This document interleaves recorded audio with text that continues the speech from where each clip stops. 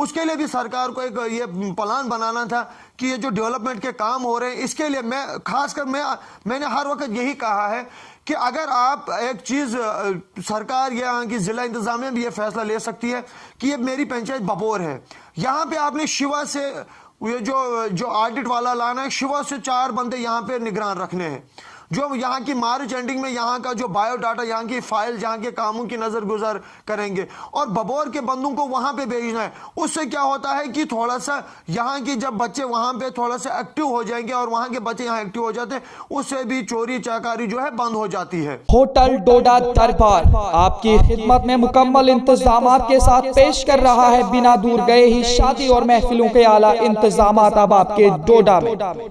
नगरी डोडा में ITI के पास बने इस 6 मंजिला होटल में न सिर्फ निजी PG और मेल फीमेल सैलून है, बल्कि इसमें मेहमानों के लिए माहिर खिदमतगार और मुकम्मल एसी आलीशान कमरे, निजी कार पार्किंग, मुकम्मल इंटरनेट सहूलियात, फायर सर्विसेज, CCTV सर्वेलेंस और साफ शफाफ गर्म और सर्द पानी के अलावा होटल में रेहान नामी रेस्तोरां भी है, जिसमें मुल्की और गैर मुल्की पकवान के अलावा कश्मीरी वाजवान की सभी चीजें फ्री होम डिलीवरी के साथ दस्तयाब है। मजीद मालूमात के लिए राब्ता करें 7051100550 9906015865।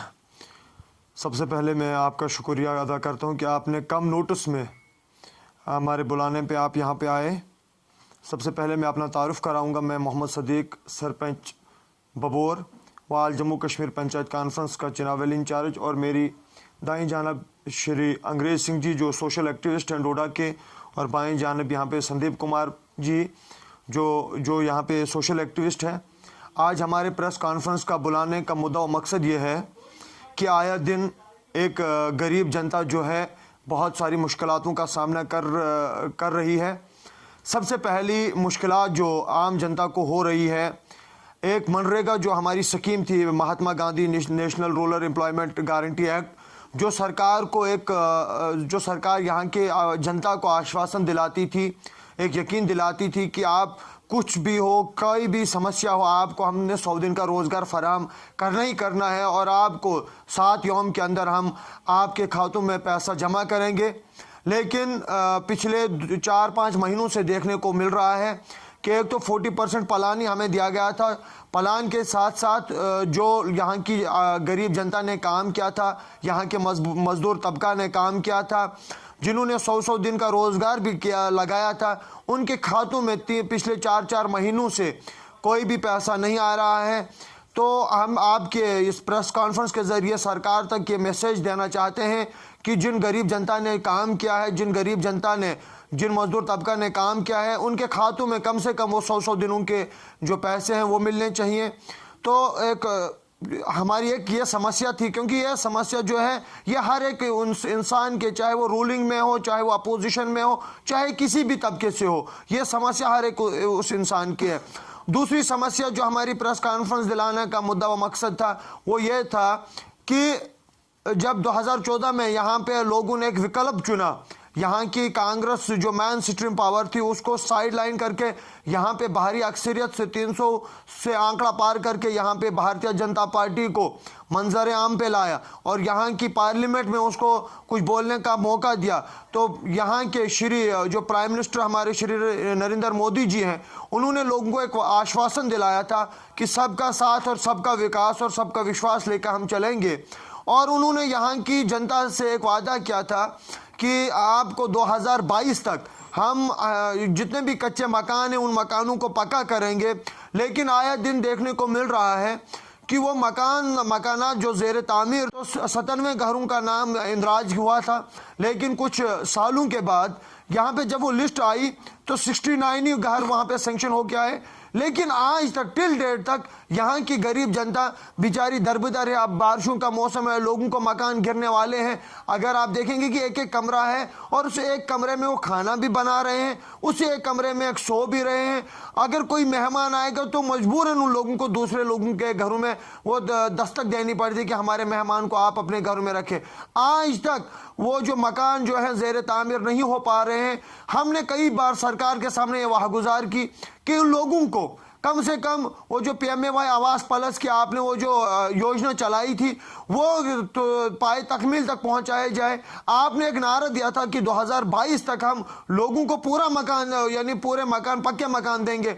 लेकिन हम देख रहे हैं कि अगर आप इस वक्त मेरी पंचायत में ही चले, पूरी पंचायत का एक एक चप्पा आप छान मारे, पिछले 8 सालों से यहाँ पे सिर्फ 5 PMAY के तहत मकानात मिले हैं और आज तक यहाँ पे कोई नहीं। हमने कई बार यहाँ के DC साहब से वाहगुजार की, यहाँ की जिला इंतजामिया से ACD से वाहगुजार की कि हमें भी वो मकानात दिए जाए, हमारी जो आवास प्लस रुकी हुई पड़ी है। तो वेरिफिकेशन पे वेरिफिकेशन आप करते जा रहे हैं, कई बार आपने वेरिफिकेशन की, लोग हमारे ऊपर ताना मार रहे हैं कि आप भी कुछ नहीं कर रहे हैं, लेकिन हमने कई बार यहाँ के जिला इंतजामिया से वाहगुजार की कि हमें भी कम से कम हमारी पंचायत में भी वो वाहगुजार वो जो PMAY जो केसेस हैं वो सेंक्शन कीजिए, आवास प्लस सेंक्शन कीजिए। लेकिन पूरे जिला में इस वक्त आवास प्लस के तहत एक भी मकान नहीं बन रहा है, बल्कि लोगों से मुफ्त में टाइम पर टाइम लिया जा रहा है। इसमें एक सरकार ने बताया हुआ था कि जैसे लोगों को बताया गया था कि विद इन डेज में PMA के जो मकानात हैं वो आने वाले हैं, और उसमें लोगों को जो जॉब कार्ड थे वो उनको बिल्कुल पेंडिंग में रखने के लिए बोले थे। इसके बारे में क्या बताना चाहेंगे? देखो ये यहाँ पे मैं आपको एक ये बात आपकी नोटिस में लाना चाहूँगा कि ये जो PMAY जो आवास प्लस का मकान जब आप बनाते हैं तो उसके लिए जॉब कार्ड का होना बेहद लाजमी है। जिस शख्स का जॉब कार्ड होगा उसी शख्स को आप PMAY का मकान दे सकते हैं। लेकिन मसला ये हुआ कि यहाँ पे जून के माह में शायद जून के माह में एक सर्वे की गई कि एक वेरिफिकेशन भी की गई कि आप यानी जिला इंतजामिया से ब्लॉक ऑफिसों से टीमें बनाई गई, बाहर से जो मिसाल जो एक पंचायत से और दूसरी पंचायत का यहाँ पे मुलाजिम लाया गया कि आप वेरिफिकेशन करो। यहाँ पे ये जो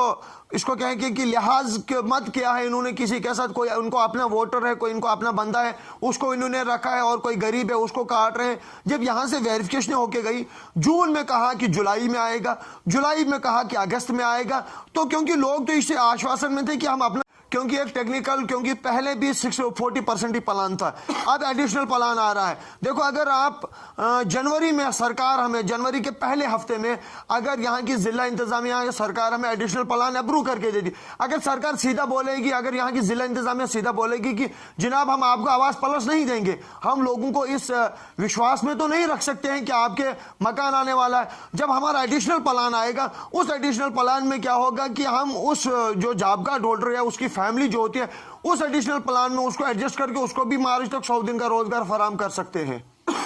सर आगे आप क्या बताना चाहेंगे? यहाँ की जो पब्लिक है, यहाँ के जो आम लोग हैं, वो हर डेवलपमेंट वो कुछ सफर कर रहे हैं, कोई ऐसी शिकायत आपके यहाँ के पंचायत की? देखो डेवलपमेंट की जहां तक बात है, एक इंसान जितनी डेवलपमेंट करेगा उतना कम। और मैं आपको ये बोलूंगा कि आप जितना, जब तक ना आप पे उंगली उठेगी तब तक इंसान ये नहीं सोचना चाहिए कि अगर आप पे उंगली उठेगी तो ये बहुत समझना चाहिए कि मेरी पंचायत के लोग जिंदा हैं, इनमें अभी भी शऊर है, इनमें अभी भी ज़मीर जागा है, ये नाहक के लिए अब भी लड़ाई लड़ सकते हैं। तो हमारे यहाँ पे जो डेवलपमेंट की लड़ाई जो इस वक्त पेंडिंग्स हैं, जैसे हमारी जो इस वक्त कैपेक्स का बजट जो सरकार ने यानी PRIs को दिया था, DDC को दिया था, BDC को दिया था, तो मैं उनकी ना लेते हुए अपनी PRIs ग्रांट की बात करूंगा। जब हमने PRIs ग्रांट की, वो जो कैपेक्स का जो यहाँ पे हमने टेंडरिंग सिस्टम किया, मैं यहाँ पे सरकार को आपके माध्यम के जरिए एक चीज बताना चाहूंगा कि अगर एक जेई एस्टिमेट बनाता है लाख का, तो एक ठेकेदार कैसे उसको 50 या 60 रुपए में खत्म, 60,000 में खत्म कर सकता है। तो सरकार को भी ये नोटिस लेनी चाहिए थी कि जो भी टेंडरिंग हो वो पंचायत के अंदर हो, या ये टेंडरिंग सिस्टम को अगर आप खत्म करें तो वो आपकी मर्जी है। अगर आप खत्म नहीं कर सकते हैं, चाहे वो कैपेक्स का हो, वो DDC का हो, BDC का हो, PRIs को, वो पंचायत के अंदर जो भी ठेकेदार हैं वो उन्हीं को मिलना चाहिए और उसकी एक लिमिट होनी चाहिए थी। जो आप बिलो रेट आते हैं उसकी एक लिमिट होनी चाहिए, आप 10% बिलो आओ या 20% बिलो आओ, उससे क्या होगा कि आप आगे ठेकेदार को भी अच्छा काम ले सकते हैं, आप ठेकेदार को भी थोड़ा सा जकड़ सकते हैं कि हाँ जनाब आपने अगर 20 पर बिलो लिया है। आप यहाँ पे क्या होता है कि यहाँ पे जो ठेकेदार हजरात होते हैं वो 50-50 बिलो जाते हैं, 48 बिलो जाते हैं, 40 बिलो जाते हैं, उसके एवज में बाद में वो या तो वो काम करते नहीं है, ज्यादा से ज्यादा क्या होता है उनकी 3,000 या 4,000 की CDR बंद होती है, तो हमारा पूरा लॉस हो जाता है। तो मैं यही कहूंगा कि हमारे जो डेवलपमेंट वर्क जो इस वक्त चल रहे हैं, चाहे वो हमारे रास्ते हों, पहले तो यहाँ पे हम नरेगा की एक बात करेंगे कि नरेगा में इस वक्त डेवलपमेंट वर्क तो है ही नहीं। अब कुछ जोर उसके लिए भी सरकार को एक ये प्लान बनाना था कि ये जो डेवलपमेंट के काम हो रहे हैं इसके लिए मैं खासकर मैंने हर वक्त यही कहा है कि अगर आप एक चीज़ सरकार या यहाँ की ज़िला इंतज़ामिया भी ये फैसला ले सकती है कि ये मेरी पंचायत बबोर है, यहाँ पे आपने शिवा से ये जो ऑडिट वाला लाना है, शिवा से 4 बंदे यहाँ पे निगरान रखने हैं जो यहाँ की मार्च एंडिंग में यहाँ का जो बायोडाटा, यहाँ की फाइल, यहाँ के कामों की नज़र गुजर करेंगे और बबोर के बंदों को वहाँ पे भेजना है। उससे क्या होता है कि थोड़ा सा यहाँ की जब बच्चे वहाँ पे थोड़ा सा एक्टिव हो जाएंगे और वहाँ के बच्चे यहाँ एक्टिव हो जाते हैं, उससे भी चोरी चकारी जो है बंद हो जाती है। तो डेवलपमेंट के मसले में हमारी डेवलपमेंट क्या है, हमने तो यही रास्ते बनाने हैं या स्कूलों की बात अगर हम करेंगे, इस वक्त 2 साल से हमारे स्कूल बंद पड़े हुए हैं। ऑनलाइन क्लासेस की बात कर रहे हैं। ऑनलाइन एक गरीब बच्चा अपने बच्चे को कहां से 2,000 10,000 या 20,000 का मोबाइल दे सकेगा। एक तरफ से आप तो रैलियां जब निकालते हैं, बहुत बड़ी बड़ी रैलियां, वहां पे करोड़ों की संख्या में, हजारों की संख्या में लोग जमा होते हैं। स्कूल में तो ऐसे 10-15 बच्चे होते हैं और उनको आप जमा बोलते हैं कि वहां पे कोविड का खतरा है। यहीं पे तो डेवलपमेंट हमारी रुकी है, क्योंकि डेवलपमेंट का राज जो है वो तालीम में फंसा हुआ है। अगर आप अपने बच्चे को एजुकेटेड बनाएंगे, अपने बच्चे को तालीम से हमकिनार करेंगे, तालीम के जेवर उससे आरिस्ता करेंगे, तो आपकी डेवलपमेंट खुद ब खुद हो जाएगी। सर, आज की जो प्रेस कॉन्फ्रेंस है, इसके माध्यम से आप अपने यहाँ के पब्लिक को या एडमिनिस्ट्रेशन के लिए क्या मैसेज देना चाहेंगे? मैं आपके चैनल के माध्यम से लोगों, खासकर यहाँ की बबोर की जनता को, खासकर बबोर की जनता जो मेरी है या जो हमारा ब्लॉक है, घाट ब्लॉक, यहाँ की जनता को, यहाँ के जॉब कार्ड होल्डर्स को, यहाँ की PRIs को मैसेज यही देना चाहूँगा कि एक रस्सी को थामे और आए मिलजुल कर ये जो हमारा जो इस वक्त पैसा फंसा हुआ है, हमारी लाइबिलिटीज जो फंसी हुई है, सरकार के सामने ज़रा वाह गुजार करें। जो हमारे जो केसेस PMAY केसेस जो पड़े हुए बंद हैं, जो खाली कागजों में आपको बोल रहे हैं कि आ रहे हैं, तो थोड़ा सा उसके सामने जब तक ना आप चीखोगे चिल्लाओगे, तब तक सरकार भी आपके सामने नहीं मानेगी। क्योंकि सरकार को भी पता चले, ऊपर जो मंत्री बैठे हैं उनको भी पता चले कि हकीकतन यहाँ पे कुछ नहीं है, ग्राउंड पे जीरो है। ये जो कागजों में आप दिखा रहे हैं करोड़ों का बजट, लाखों का बजट, ये बिल्कुल कुछ नहीं है। और आओ जमा हो जाओ और एक प्लेटफॉर्म पे कुछ इस तमाम मसाइल का हल निकाल सके।